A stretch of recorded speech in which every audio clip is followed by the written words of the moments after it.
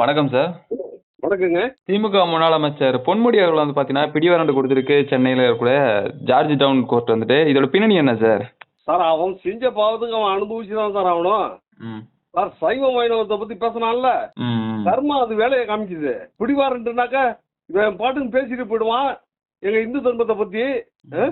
அவங்க சென்னை மாநகராட்சி கவுன்சிலர் அவங்க உமானந்தன் வந்து சைதாப்பேட்டை கோர்ட்ல கேஸ் போட்டிருந்தாங்க. ம். இவங்க ஆஜராகாமையே அப்படியே நவுத்திக்கிட்டே இருந்தான். ஏன்னா ஆட்சி அவங்க ஆட்சியில நடந்தது. ம். இப்ப சென்னை உயர்நீதிமன்றத்துல வந்து பெட்டிஷன் போட்டான் அதை ரத்து பண்ணணும்னு சொல்லி. சென்னை உயர்நீதிமன்றமும் என்ன பண்ணுச்சு, அதோட உண்மைத்தன்மையை முறையா பரிசீலனை பண்ணி ம்.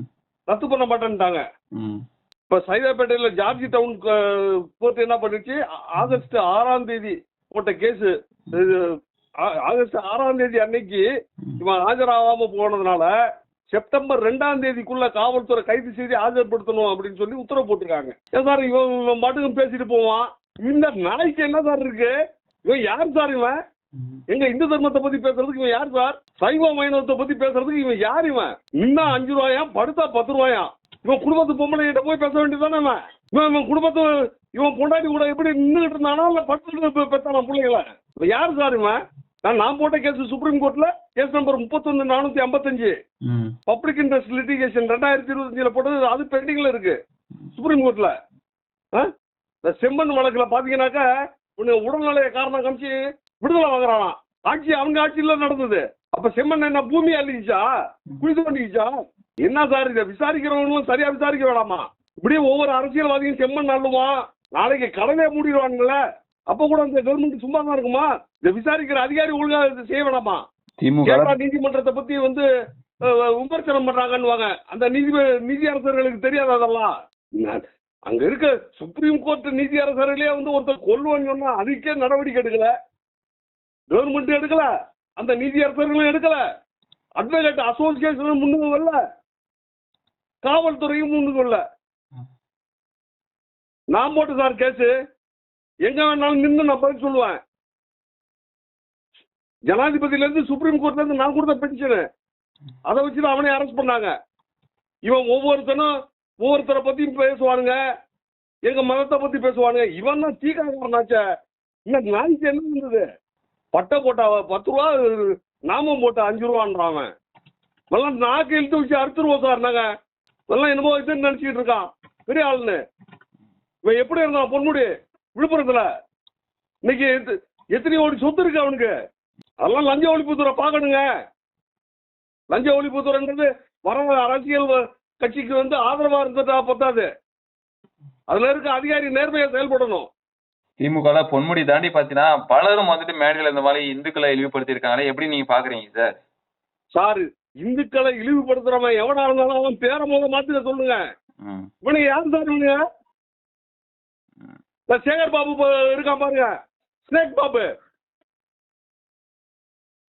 அல்லலுயா பாபு. அவன் பட்டைய போட்டுக்கிறான், பொட்டை வச்சுக்கிறான், சபரிமலைக்கு போறான், இங்க அல்லலுயான்றான். எதுக்குடா இந்த வேஷம் போடுறீங்க? ரோட்ல உட்காந்து பிச்சை வேண்டாம் இந்த பொழப்புக்கிறதுக்கு. நீங்க இப்ப திருத்தணி கோயிலுக்கு போனான், துரத்தி விட்டாங்களா போலீஸ் உள்ள அனுப்பாம, அறநிலைத்துறை அமைச்சராக இருந்தவங்க தானே. உனக்கு எவ்வளவு கோல்மால் பண்ணியிருக்காங்கன்னு எல்லாம் வெளியே வரும். இப்ப கர்மா அது வேலையை காமிக்கும். கர்மா சும்மா விடாது. அவன் குடும்பம் நாசமா போகும், ஏற்கனவே நாசமா தான் போயிட்டு இருக்கு.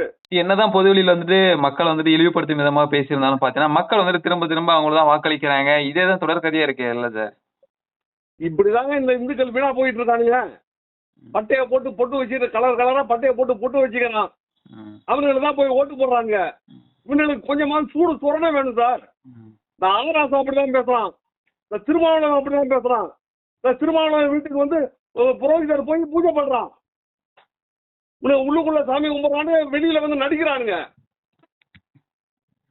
மக்கள் நாங்க பார்த்து தீர்ப்பு கொடுக்கணும். இந்த திருப்பரங்குன்ற கேஸ்ல உச்ச நீதிமன்றமே தீபத்தூர்ல விளக்கேற்றலாம்னு சொல்லி உத்தரவு போட்டிருக்கு. அங்க இருக்க இந்துக்கள்லாம் என்ன பண்ணோம் சொல்லுங்க பாப்போம்.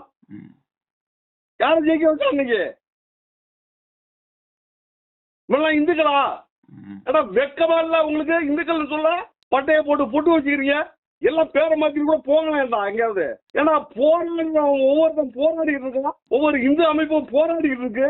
என்னதானே செய்றீங்க? ஓட்டு போடுறீங்களா? கரண்ட்டுக்காகவும் வாட்டர் பாட்டிலுக்காகவும் பிரியாணிக்காகவும் எழுத்து கேட்கறதுக்கு துப்பு இல்லை உங்களுக்கு? நம்ம எழுத்து கேட்டாலும் நடக்கும். எதுவுமே எவனும் உங்களுக்கு வீட்டுல வந்து உங்களுக்கு செஞ்சு கொடுக்க மாட்டான்.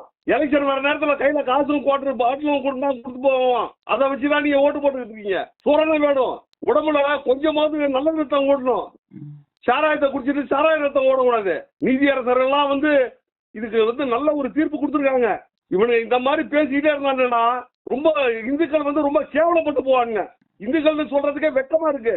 இவனு வந்து இந்து பேரை வச்சுக்கிறதா அடுத்த தடவை அவனை செருப்பாக வச்சுக்கிறான். அவன் கூட 10 பேரை சுத்துறான், பட்டையை போட்டு வச்சுக்கிட்டு. தகவல் கொடுத்தமைக்கு நன்றிங்க சார். ஜெய்ஹிந்த் சார், ஜெய் பாரத்.